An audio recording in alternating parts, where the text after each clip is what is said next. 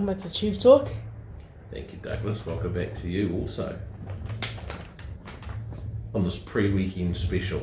Yes. So should we get into TubeTalk? Yeah. Have you got something on your mind? You're pausing. No. You sure? I'm sure. Okay. Let's get into it. Let's do it then. So we have a couple of things before we get into last week.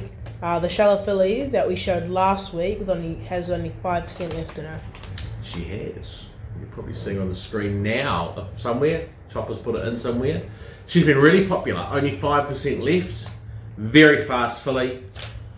Sire, his first crop. He's left the $2 million Magic Millions winner. She's going to race for enormous money in Sydney. She's entered in this English race series, $2 million 2-year-old race. Bob's bonus. If you've been looking at her and thinking, oh, I quite like that filly, and you want to share, call me now, because only 5% she left. It'll go quick. Would love to have you involved. Go racing in Sydney. And also last week we had Derby Day, correct? We had the Derby Day, we did, and it rained and it put a few of our horses' chances off. We had Lord Ardmore on the Derby, and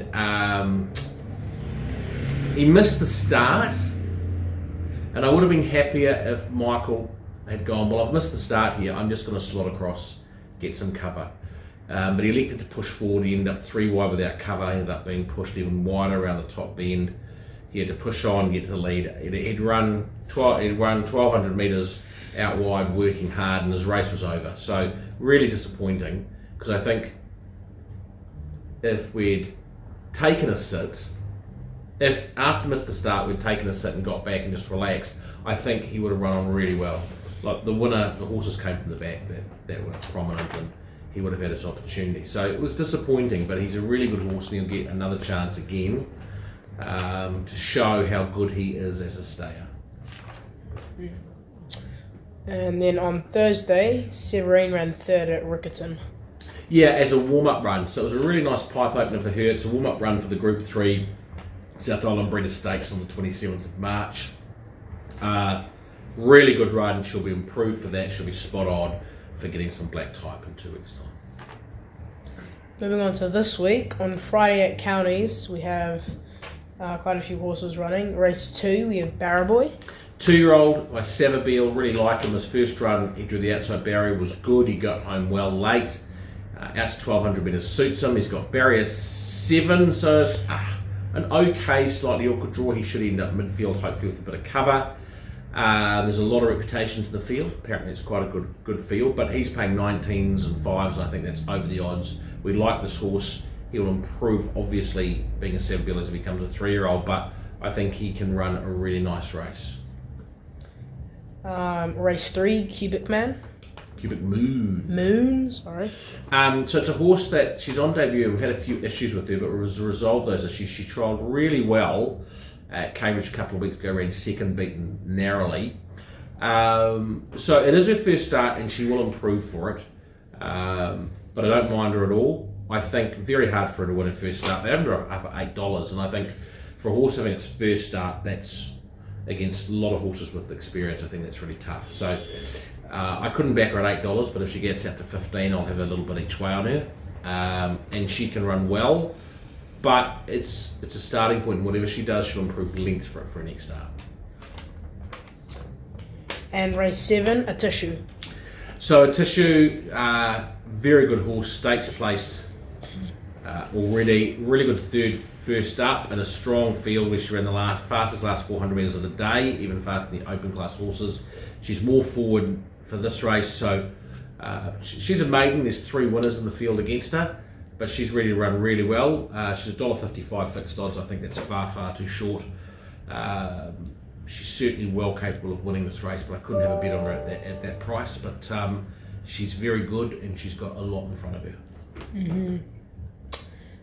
Moving on Saturday at Trentham, race 3, we have Silky Red Fox. Yeah, so the Mighty Silky Red Fox related to the Mighty Silky Red Boxer. We were getting him ready for the Cracker Million. He raced well in his lead-up run at Ellerslie. First time right-handed, didn't really handle it. So we've We backed off him, gone again. He's got blinkers on, barrier 4. His work's been really good. He will run a really nice race at Trentham on Saturday. He'll be wearing a black armband because one of our great owners, a great New Zealander, a wonderful man called Lou Sutherland, passed away sadly this week. And Silky was one of the horses he had at Sheeran.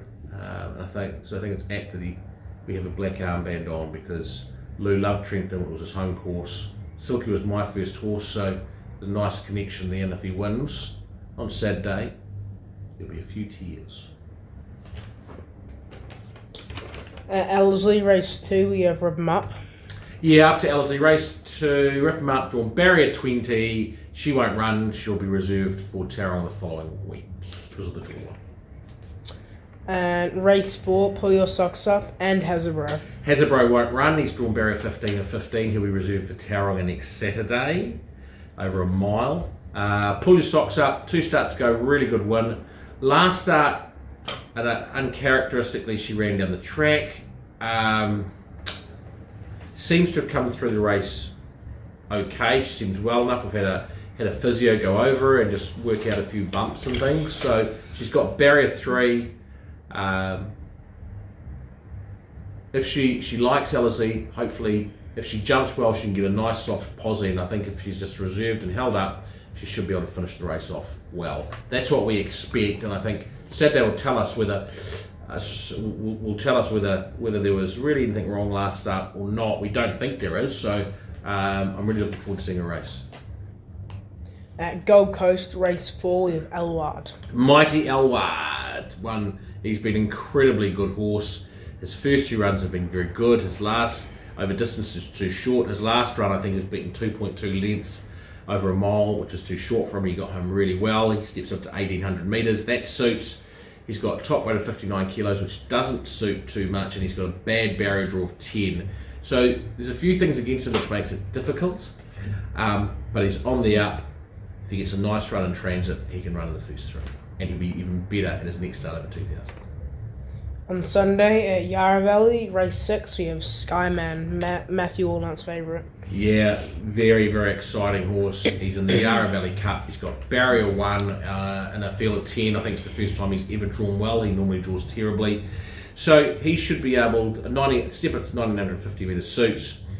He should be able to jump and sit a lot handier than he normally does. Get the run of the race and be awfully hard to beat. I think he's a big, big chance. Now we have Bit of the Week. Your favourite segment.